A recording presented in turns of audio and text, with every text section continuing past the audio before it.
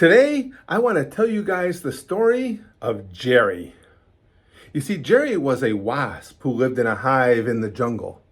And it was a great hive, fantastic hive. They were just great wasps. They were all friends and family. They all got along together. Everything was good in the hive. But see, the thing was, Jerry was different. Jerry was special. Dare I say, Jerry was a legit genius.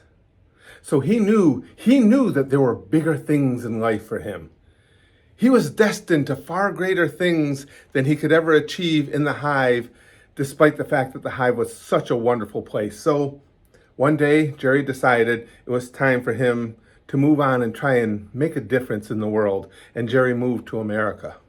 Well, as soon as Jerry got to America, he immediately started making that difference. He enrolled in not one, but two different Ivy League colleges. He got 3 PhDs. And while he was in school, he was the ultimate big man or big wasp on campus. He was the president of every organization you could imagine.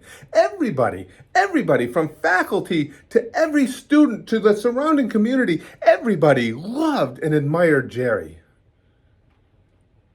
And when Jerry left college, he immediately started making an even bigger impact. Jerry developed a cure for cancer. Jerry developed a cure for the heartbreak of psoriasis. Jerry developed a cure for heartbreak itself. Nobody was sad anymore. Jerry had made it so everybody in America, and then by extension, everybody in the world, felt good. Jerry was the ultimate gift. Well, so much so the people in America said, okay, we've got to make a change here. And they actually changed the Constitution of the United States of America so that they would allow a wasp from a foreign nation to run for president. And run for president Jerry did. And he won in the biggest landslide in history. His opponent voted for Jerry and did so proudly. And Jerry took office, and peace fell upon the land. And by the land, I mean the whole world. Everybody was basically just singing Kumbaya together. There was no more war. There was no more hate. Everything was nirvana. So 8 years later, when Jerry's run as president was over, because of course he ran for re-election and he won in an even bigger landslide than he did the first time. As a matter of fact, to this day, they have still not found anybody who voted for his opponent, including his opponent. But after those 8 years, Jerry finally felt fulfilled. He felt that he had made a difference, which he clearly had. And he wanted to go back home, go back to his friends and his family in the hive in the jungle.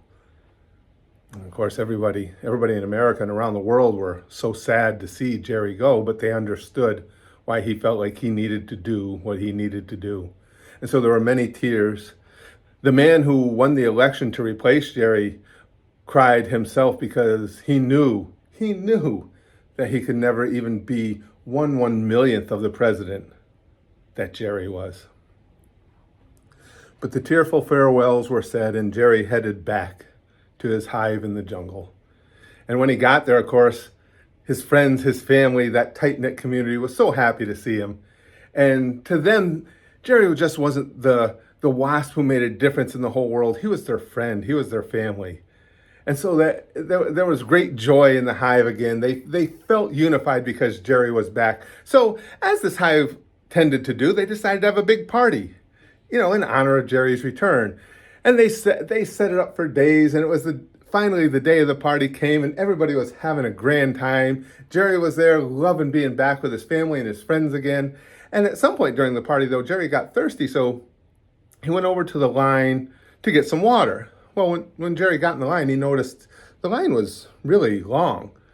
And Jerry didn't want to pull the I'm Jerry card and cut everybody off in line. He decided, I'll just get something else to drink. So they always had a cider station as well, so Jerry went over to get some cider. Well, he went over there, and it turns out the cider line, that was pretty long too. And Jerry was like, wow, I'm really thirsty. And then he remembered from his childhood, whenever they would have parties, there was always a fruit punch station as well. But for some reason, it was never all that popular. And Jerry was like, I like fruit punch, and I just want to wet my whistle. So he took off and he went over to that station. Well, Jerry got over there, and just as Jerry had expected, there was no punchline.